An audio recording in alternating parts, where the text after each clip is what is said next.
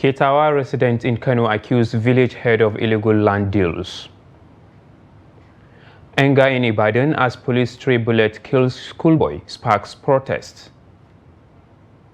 Sokoto activist Hamia Sharif reported missing after criticizing governor. On the foreign scene, Israel bombards Gaza, 82 killed as Netanyahu declares intent to seize entire strip. Hello and welcome to Trust News Update. My name is Idris Daya Baturi.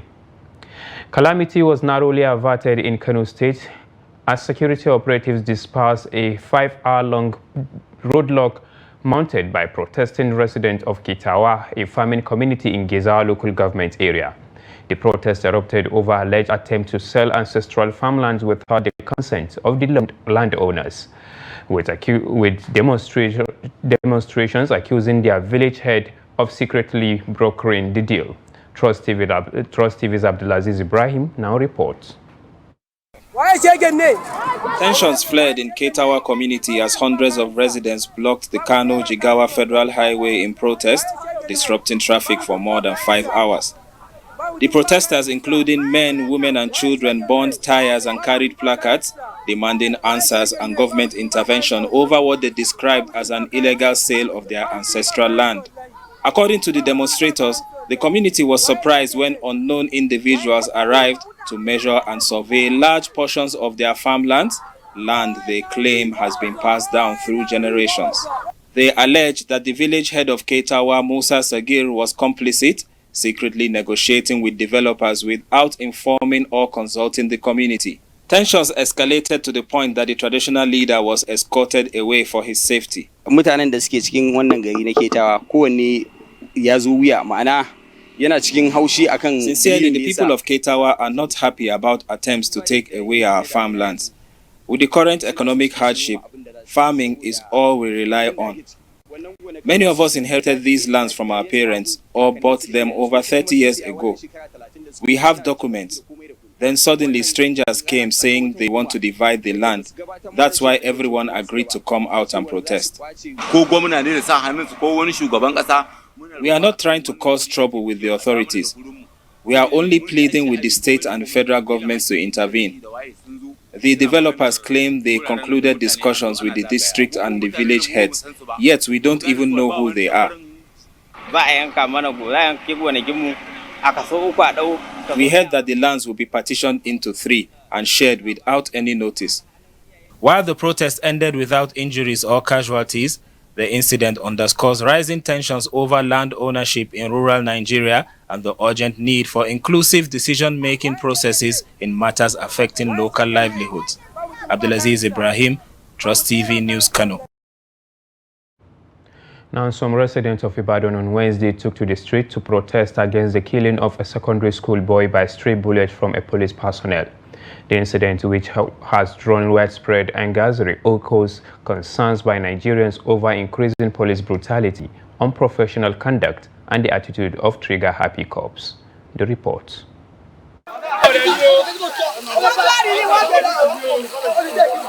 The victim, 14-year-old Alade Kehinde Paul, was en route to an examination center in the Baggy area of Egbeda local government area of Oyo State. Taiwo's father was driving him and his twin brother to the examination center for the West African Examination Council (WAEC) when the shooting took place. According to an eyewitness, the father of the victims was being chased by officers of OIT-RMA and the Nigerian police for driving on the wrong lane.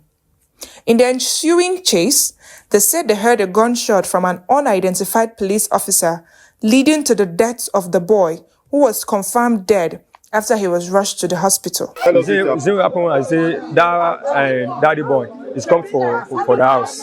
So he said he passed one way, but ultimately I stopped him. He said, okay, stop me. Where are you going? He said, sorry, sir.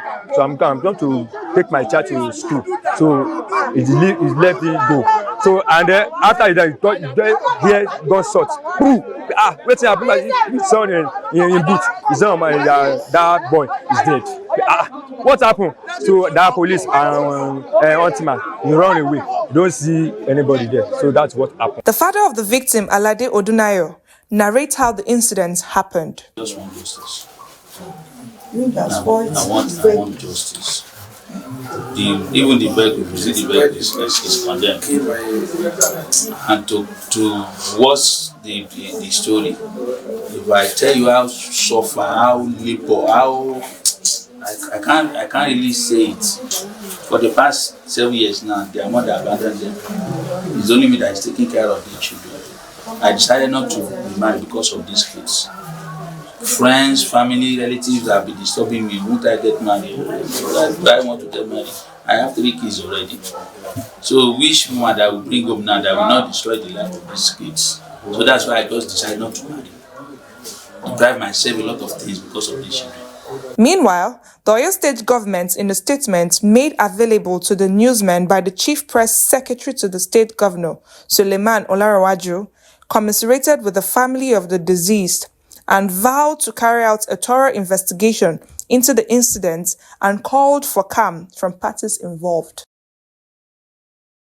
Now, in a related development, the Inspector General of Police, Kayode Ebetekun, on Wednesday ordered a full-scale investigation into the killing of a 14-year-old boy, Kehinde Alade, who was hit by a stray bullet in Oyo State on Tuesday.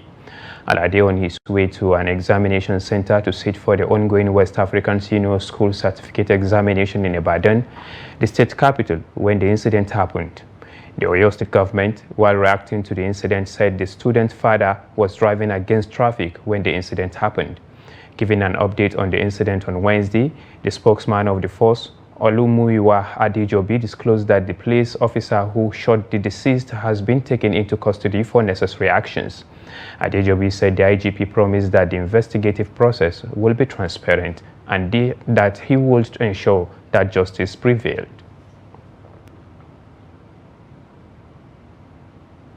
Now, youth in Benue State are demanding the reformation of the Nigerian police order to put an end to brutality and the arbitrary killing of citizens. On Wednesday, many hit the streets of Makurdi in a peaceful protest against the recent killing of a 23-year-old girl, Emanuela Ahenjiri, by men of the Nigerian Police Benue Command. Our Benue correspondent witnessed the protest and sent in this report. The recent killing of a 200-level student of the Federal University of Wukari in Taraba State, Ms. Emanuela Ahenji, by men of the Nigerian police, has continued to raise concern among citizens. In Makurdi, the Benue State capital, some youth activists have taken to the streets to demand for justice for the young Emanuela, carrying placards with inscriptions such as "Justice for Ahenji" and "Police Brutality." Benue says enough and our lives matter. The protesters insist their voices must be heard. According to the leader of the group, they are out on a non-violent assembly, devoid of politics and with no intention to destabilize the state. Instead, to call for justice for one of them. In as much as people's minds were still bleeding, men of the police still were extorting people yesterday at Havila. A joint called Havila. And Villa, so they extorted some boys, said 10,000 naira, other guy 20,000 naira. For crying out loud, there are a lot of things I want to say about the police. Formations of Nigerian police within Benue should be changed. We have been saying it. Police are known to be protecting lives and property, but now police are extorting people. During the protest, many record gory incidents of altercations with men of the Nigerian police, which all painted a negative picture of the force. The day before yesterday, I paid about 20,000. I just went to go and watch ball. I went to watch ball at Casavida high level. On my way coming by the last stop house, match ended around 10:15 p.m. The last stop house by the roadside. I was returning, say that before we go, they seized my phone. Say before we kill that, I have to go. I even have to go and call my friend. I was not even having money on my. I had to call my friend to send me money. They have been collecting money from us always. Please, we need answers. I have been a victim of this same circumstance. I lost my cousin into the cold hand of police. He was dragged right into the bush and he was shot. And before he was shot, his friend ran away with the statement of, "We are going to kill you here and nobody will see you." And yes, my cousin was killed. Meanwhile, the Benue State government is assuring of partnership with the Nigerian police, not only to provide justice for Emanuela, but to secure lives and property of citizens. Every life matters. And so what happened is condemnable, is unaccepted, and that is why I want to join my voice with your voice to condemn what happened. So you came for Emanuela, but I'm hearing other things. things like extortion from Yahoo, things like harassing people as cultists and all of that. This is also noted, and I've taken note of that as well. Recall that the late Emmanuela Ahenji was shot dead around Wurukum roundabout in Makudi early hours of Saturday, May 17, 2025, on her way from a night party. And now natives of Abuja under the aegis of the FCT Youth Stakeholders Forum on Wednesday marched to the National Assembly to protest the appointment of Solomon Adodo, a native of Benue State, into the board of the newly established North Central Development Commission, NCDC, urging the Senate President Godswill Akpabio to reverse the appointment. The FCT natives that cut across the 9 indigenous tribes are done with their gaps and in their numbers carried placards with inscriptions such as NCDC is not only for Benue State. Senator Akpabio don't shortchange the people of the FCT. Benue State has 3 representatives already. Adodo is from Benue State, among others. Well, we want to thank Mr. President for doing what he's doing for us, we the people of FCT. We've never had it before. We are having a minister now, and we have other appointments from Mr. President. That shows our goodwill, and that shows commitment to the people of FCT. However, something just happened recently, about 2 weeks ago. Mr. President graciously approved the establishment of North Central Development Commission, and in the Commission Act, it stated clearly that states that form part of that commission should be members in the board of that commission. To our greatest dismay, just 2 weeks ago, appointments were out, and we saw all of the states that constitute the North Central states, about 7 states including FCT, are duly represented in the board. But FCT representative is from Benue. Comrade Solomon Adodo is from Benue State, is not from FCT. And in the North Central, there are about 7 states including the FCT, which include the Benue, Nasarawa, Plateau, Kogi, Kwara, Niger, and Federal Capital Territory.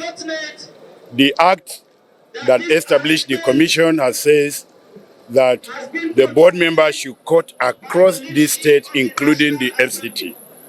But the nomination awaiting the ratification of the National Assembly has the 6 states represented with the exclusion of FCT. We believe that the president of this nation, he's doing a wonderful job for the FCT indigenous, because he has appointed one of us in the Federal Executive Council. Now, this appointment we're talking about is that we need somebody who knows the terrain of FCT. Like places we mentioned so far, Abaji, Kuje, Gogolada, Solomon don't have this knowledge. And if you don't have knowledge of a particular area, how do you govern the people? As you can see, the 9 indigenous tribes has been marginalized from the North Central Development Commission, which the Act states that an indigene of FCT should be nominated into the board and ED position, which has not been done. Only God knows why, but we are here to tell the government of the day. The President of the Federal Republic of Nigeria, we know him to be the president and lover of peace, justice, equity. I am here for the purpose of nominating Adodo for the FCT people, which we are not happy with it. We are not happy with it because he is not from here. He doesn't know where our rooms are leaking. So for that, we are here to say the president and the Senate president for nominating this one, they should come to our help. Now, Governor Babagana Zulum of Boro State has accused some military officers and politicians of being informants and collaborators for Boko Haram terrorists. Speaking in an interview, Zulum vowed to deal ruthlessly with saboteurs frustrating the efforts of his administration in tackling insurgency in the state. The governor also said his administration will strengthen its intelligence network to overcome terrorists and their saboteurs. While criticizing the lack of equipment for the military, he accused insurgents of having a superior technological advantage. The governor, however, commended the Nigerian military's role in supporting peace-building efforts.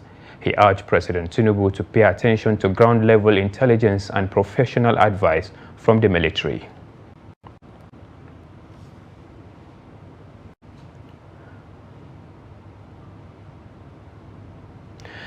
Now worried by the renewed attacks by Boko Haram fighters in communities in the northeast, the state has called on the federal government to establish a military base in Horn local government area of Adamawa State.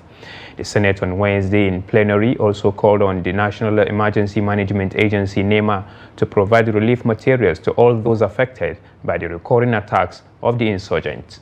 The report.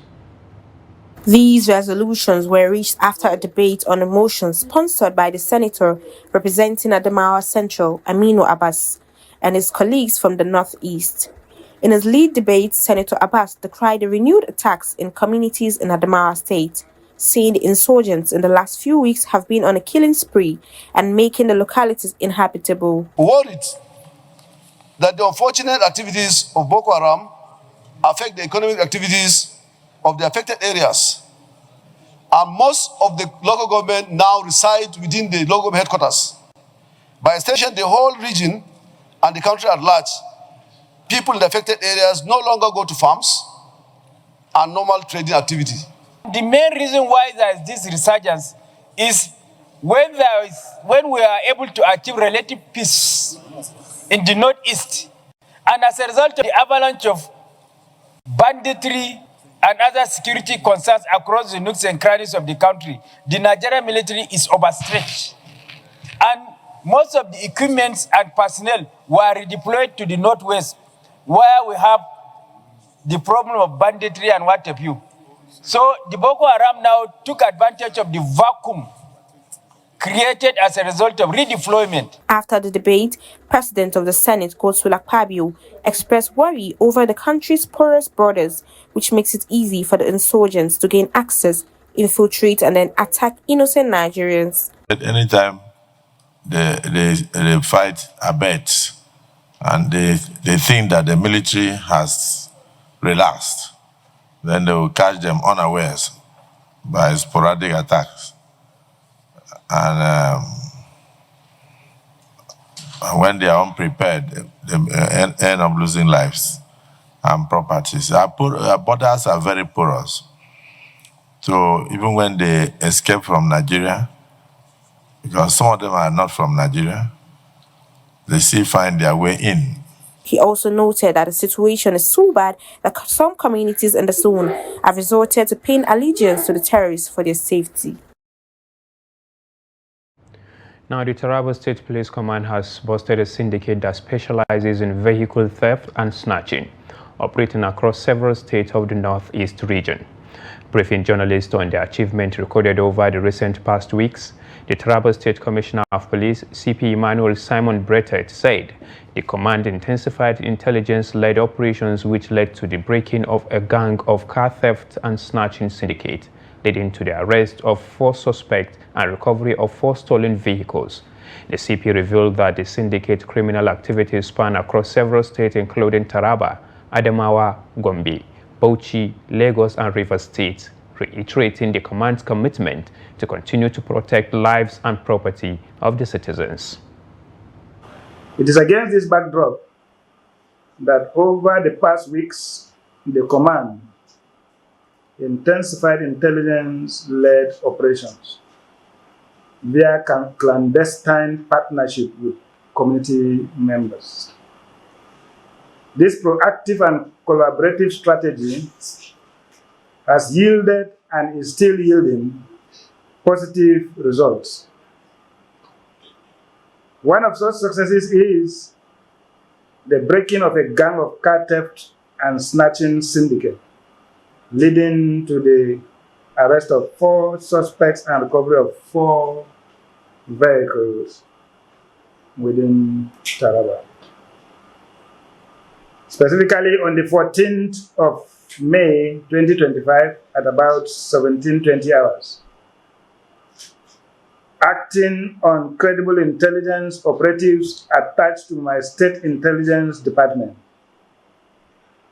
led by one Inspector E.D. Mansur Mohammed, successfully arrested a group of suspected armed robbers and vehicle snatchers and recovered 4 stolen vehicles along Mile 6 area in Jalingo. Now, Hamia Sharif, a vocal critic of Sokoto State Governor Ahmed Aliyu, has been declared missing. Her lawyer, Abba Hikema, raised the alarm in a Facebook post on Wednesday, stating that she disappeared after leaving her home to buy food items on Tuesday around 10 a.m. He confirmed that the Sokoto State Police Command has been notified of her disappearance. The factional leadership of the Labour Party under Senator Nenadu Usman has convened an emergency National Executive Council meeting, charting a new course for the party following a prolonged leadership tussle and decisive Supreme Court ruling. Held on Tuesday, the extraordinary NEC meeting brought together key stakeholders loyal to the Usman-led bloc, with a unified call to restore legality, internal democracy and constitutional order within the party. The leadership crisis, which erupted in early 2023, escalated into a web of litigations, culminating in the Supreme Court's April 4, 2025 judgment. The factional NEC also strongly condemned a town hall event held in Anambra State on March 27, 2024, which the Aburi faction declared as a national convention. Deliberation was on the decision to appreciate and reaffirm confidence in the very good work that the National Caretaker Committee has undertaken, bringing the party up to this moment from the point of their inception.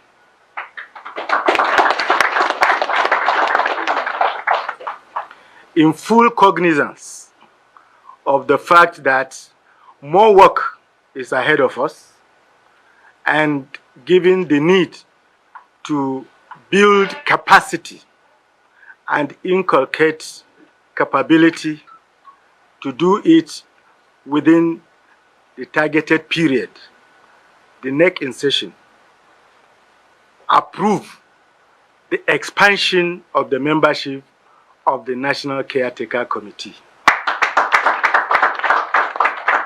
And now, public health expert in Bauchi is of the opinion that increasing budgetary allocation to health-related issues, including malnutrition, is more effective than injecting more funds to the fight against the menace as an isolated item across the country. They were speaking on the sidelines of the recent increase in funding in the 2025 budget for the fight against malnutrition, particularly in northern Nigeria. In this report, Trust TV's Adamu Imam examines how the disease can be tackled with such increased revenue allocation. The report. The Nigerian government has honored its promise to increase budgetary provisions for nutrition programs, with a significant 33.7% increase in the 2025 budget, from 127.24 billion naira in 2024 to 170.01 billion in 2025, bringing the total approved amount to 243 billion naira. For decades, Nigeria has struggled with high malnutrition rates among the vulnerable population, especially children in low-income settings and conflict zones. Despite the United Nations Children's Fund UNICEF's support and guidance to urban and rural communities, some areas still exist that need attention at all levels of governance. When you increase the budget and you don't follow it up with adequate budget releases, it amounts to nothing. For me, as an expert in public health, I would rather they stick to the old budget provision and make sure that the releases they should increase the percentage in their releases. There is significant gap in funding. The resources we need and all that are not available. And that is because the funds are not enough. So injecting more money, just like you said, the National Assembly did, is actually a significant step in the right direction. However, others believe using locally made food can contribute in no small measures to the fight against malnutrition by complementing government's efforts. Vitamin C, the more essential vitamins that can enhance indigestion and absorption of some nutrient.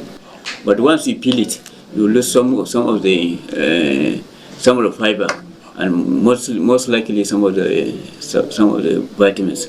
So you end up having carbohydrate. But when you eat it without peeling it, you wash it, you eat it without peeling it. It's highly nutritious and can be transformed in different form of food that we like. You can still get minor nutrition out of them. There's some percentage of nutrition in crops. Fruit crops, I mean fruit crops. Can you understand me? But if you want to go direct, meat first, fish, eggs, there's butter. Currently, over 35 million children are trapped in a cycle of malnutrition as the country grapples with food insecurity, fueled by a mix of economic uncertainty. After some progress in 2021, Nigeria still recorded 31.5% stunting rate among children under 5, surpassing the African regional average of 30.7%. Adam Imam, Trust TV News, Bauchi. Now moving on to more stories, the federal government has announced a 5 million naira cash award for information leading to the recapture of 7 inmates who escaped from the Medium Custodial Center in Ilesha, Osun State on Tuesday. The Nigerian Correctional Service (NCOS) made the announcement on Wednesday through its spokesperson DCC Abubakar Umar in a statement issued in Abuja. The service urged the public to report any useful information to the nearest security agency, assuring that all tips will be handled with utmost confidentiality and anonymity. The inmate escape has raised serious concerns about prison security, and authorities are calling for immediate public cooperation to aid their rearrest.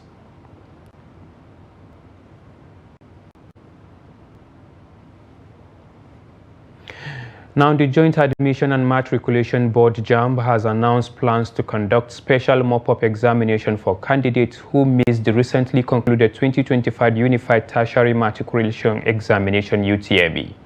JAM Registrar Professor Ishaq Olewedi disclosed this in Abuja during a meeting with key stakeholders to address challenges encountered during the exercise. The reports. The JAM Registrar, Professor Ishaq Olewedi, explained that the mock-up will accommodate the estimated 5.6% of candidates who missed their exams for any reason. According to him, even those who missed the earlier exam due to absence will be given this opportunity. He stated that it is not extraordinary but a standard practice in education to make up for missed exams, provided it's not absurd. As people said, because you have about 95% attendance of all the, of course, is a very reasonable attendance. And we had also taken decision immediately that all those who miss that examination for whatever reason, the 5.something% that or 6% that miss the examination, we will, during mop-up, you know, we normally do annual mop-up throughout the country for those for one reason or the other. So we will package them with the mop-up. And it is for that reason we have also decided that even those who missed the earlier initial exam, who are absent, we will extend this opportunity to them. Already addressed the emotional strain experienced during the announcement of the UTME results, clarifying that it was not a sign of weakness but a reflection of responsibility. He condemned attempts to politicize the incident, dismissing conspiracy theories and ethnic profiling. He criticized public commentators for misrepresenting the purpose of the UTME, noting that it's not an achievement test.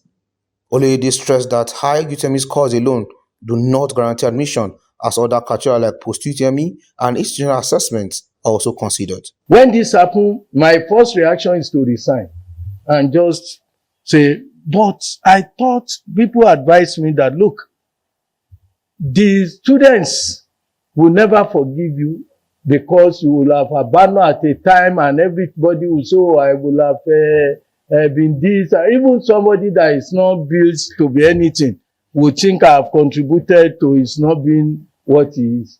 Secondly, I must thank WAEC sincerely, Teachers Registration Council of Nigeria, NECO, ABU, and others who rallied around to make it possible. The registrar thanked stakeholders for their support during the exam period and commended candidates for their resilience in the face of challenges. Now, there is a growing concern over the declining quality and value of student unionism in Nigeria in recent years. Stakeholders and student movement in the country are calling for urgent reorientation among student union leaders. Hamidu Igbadi files the report. Student unionism is a vital mechanism for promoting students' interest, welfare, and well-being. Down the years, it served as a rallying point for students and also provided voice for them to make demands from school authorities and government. For students' union leadership, they're actually doing well, and I feel like my school students union, Bafemi Awolowo University Students Union, they are really doing well. The GenSec, the president, the transport committee they just created of recent has started working. Now we can see they are making life easy for us. We have tried our best in delivering our mandate to the students, by number one, ensuring that we listen to them and that we amplify their voice. I think that was our major promise to the students, to ensure that their voices are heard, on all levels. And so we've done that by ensuring that, number one, everybody is carried along. We listen to the students, we hear their complaints, we embody them, and we bring them before the people we should bring them before. But many believe that student union bodies in the country have lost credibility in recent times. Stakeholders in the student union movement in Nigeria have identified the infiltration of the student ranks by school authorities and politicians as one of the major setbacks for student unionism in Nigeria. The interest of students nowadays, it is not being prioritized. Let me take for instance the National Association of Nigerian Students, NANS, Nigeria. Most of these people, they have become puppets to management and most especially to the government. They now seek for political endorsements. They go around with exotic cars, you understand, looking for political appointments. There is a generational declining in the Nigerian student movement from the 80s to the on of the 2000 years. You discover that the NANS that battered the Ali Must Go, the NANS that battered the anti-SAP movement is no longer the one that we are having today. And it's unfortunate that political infiltration has happened to the Nigerian student movement, whereby there are perpetual students leading the Nigerian student movement. Students that are saying they are either doing a diploma at 40 and above or doing a new course just to stay within the Nigerian student movement. Given that student unionism is a platform for leadership development, it's imperative to ensure value reorientation for student union leaders to prepare them for future roles in the society. Amid Oyegbade, Trust TV News, Ile-Ife. Now, the Adamawa State government is actively collaborating with the United Nations Children's Fund UNICEF through the Accelerated Basic Education Program, targeting the over 437,000 out-of-school children across the state. Trust TV's Gibson Soadigu report that the initiative focuses on promoting early childhood education, ECE, and creating inclusive learning pathways for vulnerable children. With over 50 non-formal learning centers already established, the program deploys a unified curriculum designed to tackle illiteracy and provide street children with critical educational access. A key feature of the intervention is the introduction of the Jolly Phonics method, which has sparked enthusiasm among learners who are now grasping reading and learning skills faster than expected. Across both formal and informal settings, students are acquiring foundational skills with noticeable progress, indicating that the resources and the methodologies deployed are delivering real impact. Cycle, oval, heart. In Gombe local government area, the initiative is visibly transforming the educational landscape through a strong partnership between UNICEF and Adamawa State Government. These children were assessed, which we call baseline assessment. After the assessment, then they realize that some children, they're supposed to be at the beginner level, some supposed to be at later level, some supposed to be at paragraph and story level. So the same thing for numeracy. Some will be at 1 digit, 2 digit, arithmetic, subtraction and division. Volunteer instructors share stories of how the program is opening doors for thousands of previously excluded children, while parents commend the commitment of both UNICEF and the Fintree-led administration in securing their children's educational future. With the method of the way we are teaching them, they started picking one after the other. To an extent, there are some girls that they are divorced from their husband's place. They are asking us to come and teach them. He said, "We are glad that now our children's attention is on studies." This initiative is especially vital for communities recovering from insurgency, which decimated educational infrastructure and displaced thousands of school-age children. The Fintree administration is working to rebuild and strengthen these foundations. Yahaya Balarabi, Educational Secretary of Gombe Local Government, explains the growing success of the program and significantly reducing the number of out-of-school children in the region. We have many children roaming about, but with this program, I think we have 62 learning centers. That is for non-formal. And each center, we have about 50, that is pupils in the center. If you can consider the number, you will see we have reduced a reasonable number of pupils roaming about in terms of out-of-school children. The accelerated basic education centers are now central to the Fintree administration's education recovery strategy, an effort aimed at pulling Adamawa's youth out of the shadows of neglect and into the classrooms that inspire hope and opportunity. Gibson Soadigo, Trust TV News, Yola.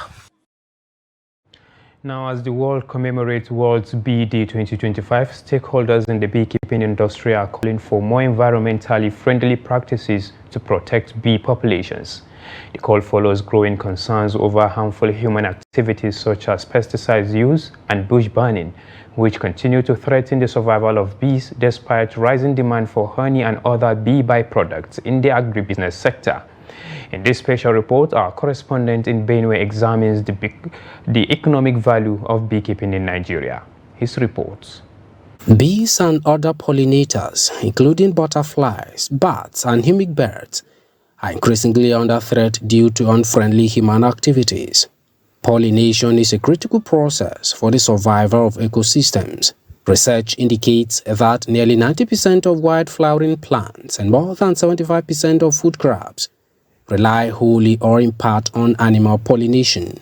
In fact, 35% of global agricultural land depends on these tiny creatures. Pollinators not only support biodiversity, but also directly contribute to food security nationwide. To raise global awareness of this importance, the United Nations declared May 20 as World Bee Day, recognizing the vital role of bees in sustainable development. In Nigeria, beekeeping is gaining traction as a lucrative enterprise. Experts say it has the potential to generate over 36 billion naira annually, with a startup capital as low as 200,000 naira. In Benue in particular, bee has very large potential, but people don't really do bee farming. Bee has a very large and long product or value chain, as we may call it, that can make us very, very rich. Despite economic potentials, stakeholders warn that human activities continue to endanger bee populations. So it's high time we must realize that it's not just about the fact that bush burning is dangerous to the soil, but let's appreciate the fact that it is also affecting the bees, and in that way we are shutting ourselves of the necessary natural facilities that God has put together in the bees for us. Instead of harvesting bees in a proper way, they use herbicides and insecticides to spray where the bees stay to kill them. And if they continue with this practice in the long run, we will not have bees around us. And at the same time, some of them use fire. They burn the bees and they kill them. So with all these practices, we'll no longer have bees in our area. Experts are advocating for stronger protective measures to safeguard bees and other pollinators, emphasizing their critical role in food production and their potential to help tackle hunger in developing countries like Nigeria. Now, the House of Representatives is pushing for solutions to major national concerns ranging from infrastructure delays to welfare payments. At Wednesday's plenary, the House debated on issues like the Boro Port, driver's licenses, identity law, as well as palliatives. The reports. In a bid to operationalize the long-abandoned Boro Inland Port, the House resolved to convene a national stakeholders conference. More than a decade after its completion, the Boro Inland Port remains idle, locked in a cycle of delays, bureaucratic bottlenecks, and lack of access roads and connecting rail lines. Despite its potential to ease cargo movement and boost trade in Nigeria's north-central region, the port has not been fully operational, largely due to poor interagency coordination and abundant support infrastructure. The motion, co-sponsored by Representatives Idris Wase and 10 others, aims to produce a clear policy roadmap for the inland port's activation. Concerned that despite the completion of the Boro physical infrastructure, development of basic equipment, and its commissioning in 2019 under the administration of the past administration of President Muhammadu Buhari, the port remains non-operational due to infrastructure and logistical challenges, including poor access roads, railway connectivity, and the absence of a comprehensive operational framework. Also under scrutiny is the Federal Road Safety Commission. Lawmakers are demanding full disclosure of revenue from the issuance of driver's licenses. Further aware that the Joint Tax Board reviewed the fees payable for a 5-year and 3 years driver's license to 21,000 naira and 15,000 naira respectively for a motor vehicle, 11,000 and 7,000 respectively for a motorcycle or tricycle since November 1, 2024. Observes that the Federal Road Safety Commission is alleged to use its information processing center for warehousing data for driver's licenses. Wednesday's plenary's debate also touched on the management of national identity records. The House considered a report recommending the repeal of the 2007 NIMC Act and the creation of a more comprehensive identity database system. Meanwhile, concerns over the delayed disbursement of 32,000 monthly palliatives to pensioners dominated part of the plenary session. The House also resolved to investigate the non-payment, which affects thousands of retired citizens nationwide. The House therefore resolves to urge the Federal Ministries of Finance and Humanitarian and Poverty Reduction, the Accountant General, the Central Bank of Nigeria, the Pension Transitional Arrangement Directorate, PTAD, and other relevant agencies to immediately implement all approved pension increments without any further delay. Attention was also given to stranded Nigerians in Saudi Arabia, with Representative Muhammad Shehu calling for dialogue with the executive on granting possible amnesty to those affected. Concerned that the executive arm, through the Federal Ministry of Foreign Affairs, have not adequately engaged the Saudi authorities with a view to securing a window of amnesty for our citizens and or propose workable ways that may see to the evacuation and return of Nigerians back home. In another motion of urgent public importance, Representative Nnamdi Ezechi decried the poor condition of healthcare infrastructure in the Federal Capital Territory. Worried that if immediate interventions are not made, the healthcare crisis may escalate to unimaginable levels, undermining the right to healthcare and threatening the well-being of residents in the nation's capital. With multiple motions adopted, the House has set a stage for inquiries, reforms, and policy shifts across key sectors of governance. Welcome back. And now in business, the average petrol price in Nigeria rose to 1,239.33 naira in April 2025, a 76.73% increase from 701.24 naira in April 2024, according to the National Bureau of Statistics. However, prices dipped slightly by 1.77% from March. Imo State recorded the highest average at 1,588 naira.50, while Yobe had the lowest at 970 naira. Regionally, the Southeast had the highest zonal average and the Southwest the lowest. Despite Dangote refinery cutting ex-depot prices, fuel costs remained high, fluctuating between 870 naira and 920 naira across major cities. The CBN says 91% of the Nigerians blame rising energy prices for inflation, though overall inflation fell to 23.71% in April from 24.23% in March. And now away from Nigeria, Israeli Prime Minister Benjamin Netanyahu has vowed that all of Gaza will be brought under Israeli military control by the end of its latest offensive. This marks his first press conference since December amid escalating violence in the region. At least 82 Palestinians have been killed since dawn as Israeli bombardments continue. Despite international criticism from the UK and EU over what he has been described as a monstrous war, Israel has intensified its operations. Tensions also rose in the occupied West Bank, where Israeli forces fired warning shots at a visiting delegation of EU diplomats in Jenin. The move triggered strong condemnation and calls for investigation by EU officials. Meanwhile, the EU says aid remains undelivered inside Gaza due to Israeli restrictions, despite a few trucks crossing in. Gaza's death toll now stands at over 61,700, with thousands still buried under rubble, while 1,139 Israelis were killed in the October 7 Hamas attack.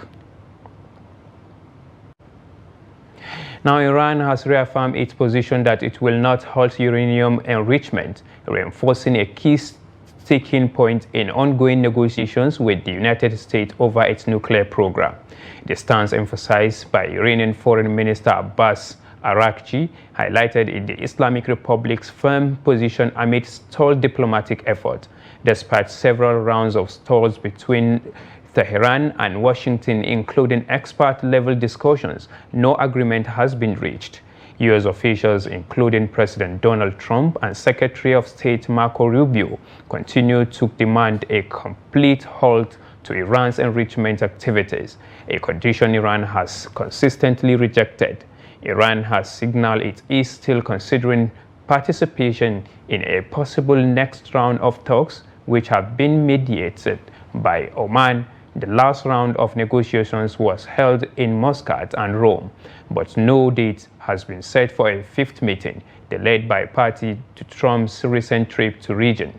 Tensions remain high as Iran continues enriching uranium to the 60% purity, well beyond 3.67% cap under the 2025 nuclear deal abandoned by the U.S. in 2018.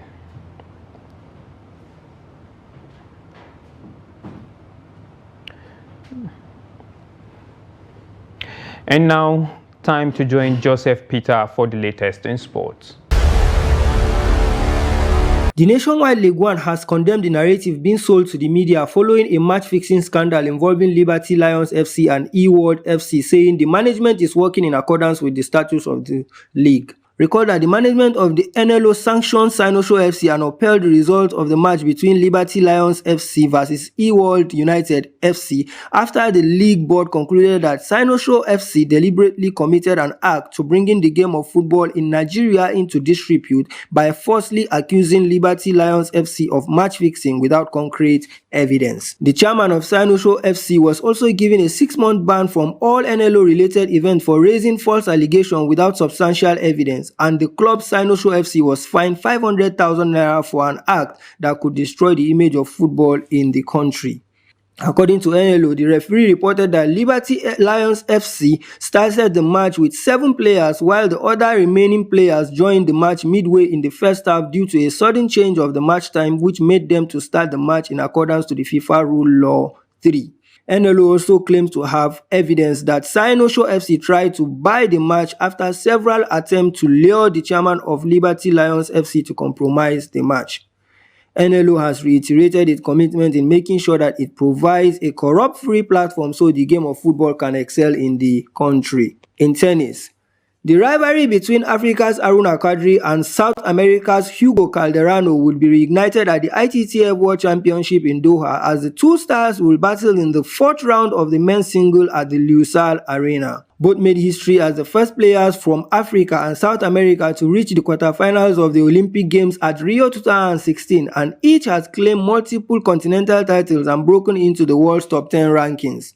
Calderano, who is in form, recently won the 2025 ITTF World Cup title in Macau, making him the first South American to win the prestigious trophy. Aruna's path to the 4th round was also impressive as he opened with a dominant 4-0 win over Calderano's compatriot Victor Ishii and followed it by a thrilling 4-2 victory against Norwegian left-hander Boko H.